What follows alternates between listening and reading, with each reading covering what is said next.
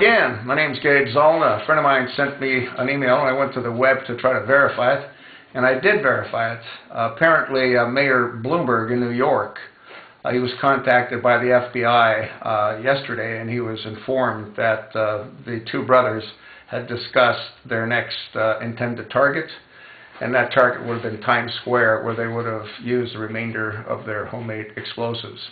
Can you imagine the devastation that that could have caused during rush hour at Times Square?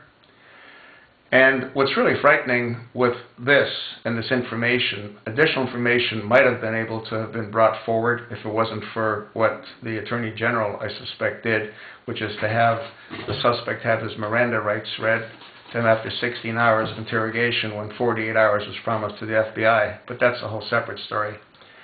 What I saw on Fox News also caused me a whole lot of concern. They had a guest on that monitors a lot of these Islamic stations and a lot of the European stations, the news stations. And what he said is there's a tremendous amount of chatter and excitement that's going on in the Muslim countries based on what two individuals were able to do, which was to bring down a major city.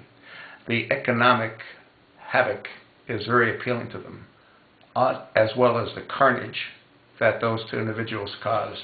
America is not used to seeing their citizens having their legs and arms blown off in our cities.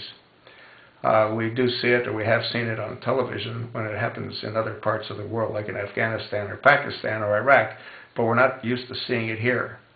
We do see it when our military personnel come back maimed and crippled by these same or similar kinds of devices, these IEDs, improvised explosive devices.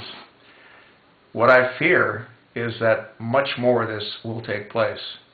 And the reason that is the simplicity that these jihadists recognize can be brought to this country based on what happened in Boston.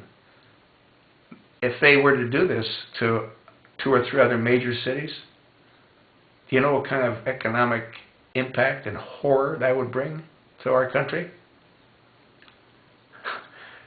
And would this be sufficient grounds for Obama to implement martial law? Gets interesting, doesn't it? Gets terrifying. It's really terrifying. I can't see how America can survive the onslaught that it's being subjected to right now, from both within and from without. What do you think? I told you what I thought.